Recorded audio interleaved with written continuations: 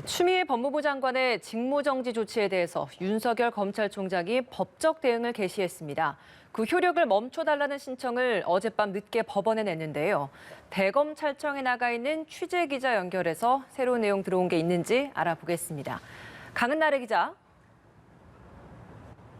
네, 대검입니다. 네, 직무정지 조치 하루 만에 윤 총장이 맞대응을 했군요. 네, 그렇습니다. 윤 총장은 추 장관이 내린 직무정지 조치의 효력을 멈춰달라며 법원에 집행정지 신청을 냈습니다. 어젯밤 10시 반쯤 서울행정법원에 인터넷으로 접수했습니다. 본안 소송인 직무정지 처분 취소 행정소송도 오늘 오전 중에 제기할 예정입니다. 윤 총장은 판사와 검사 출신 변호인 모두 2명을 선임했는데요. 집행정지 신청 사건의 결론은 이르면 일주일 안에 나옵니다. 하지만 본안 소송의 경우에는 결론이 나오는 데까지 6개월 내지 1년 정도는 걸려서 긴 법정 싸움이 예상됩니다. 윤 총장의 변호인은 직무정지 조치 사유 6개 모두 사실과 다르다며 특히 재판부 사찰 의혹은 크게 왜곡돼 있다고 밝혔습니다.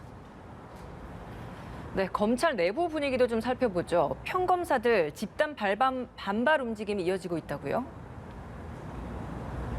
네, 그렇습니다. 대검 소속 평검사들인 연구관 30여 명이 어제 단체로 성명을 냈습니다. 절차와 과정이 수긍하기 어렵다며 총장 직무정지 처분은 위법하고 부당하니 재고해달라고 추 장관에게 촉구했습니다. 일선 검찰청에서는 7년 만에 평검사 회의가 열렸습니다. 어제 몇 군데에서 회의가 진행됐고 오늘도 전국 곳곳에서 이어지고 있습니다. 부산지검 동부지청 평검사들은 진상 확인 전에 총장 직무를 정지시킨 이유를 납득하기 어렵다는 입장을 냈습니다. 네, 그런데 추 장관은 감찰 지시를 또 내놓지 않았습니까? 이른바 판사 사찰 보고서를 놓고 점점 시끄러워지는 것 같습니다. 네, 그렇습니다. 추 장관이 말한 윤 총장의 징계 사유 모두 6가지인데요. 그 가운데 하나가 방금 말씀하신 재판부 사찰 의혹입니다. 추 장관은 추가 사찰이 있었는지, 총장의 사적 목적을 위해서 부당한 업무 수행이 있었는지 감찰하라고 지시했습니다. 이에 대검 감찰부가 어제 관련 보고서가 작성된 대검의 수사정보 담당관실을 압수수색했습니다. 컴퓨터 등을 확보해서 포렌식 작업 중인 것으로 알려졌습니다.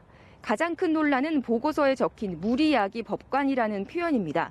과거 법원 행정처 사찰 문건에 같은 표현이 나오는데요. 이 검찰이 사법농단을 수사하면서 확보한 자료를 악용한 게 아니냐는 겁니다.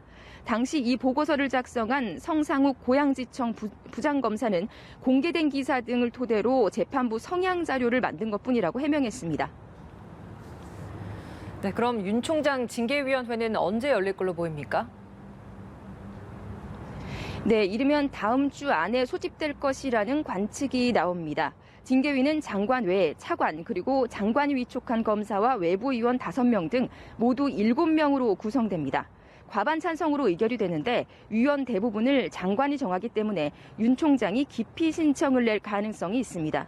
징계위가 감봉 이상을 의결하면 장관 제청으로 최종 징계 결정은 대통령이 내립니다. 지금까지 대검찰청에서 전해드렸습니다.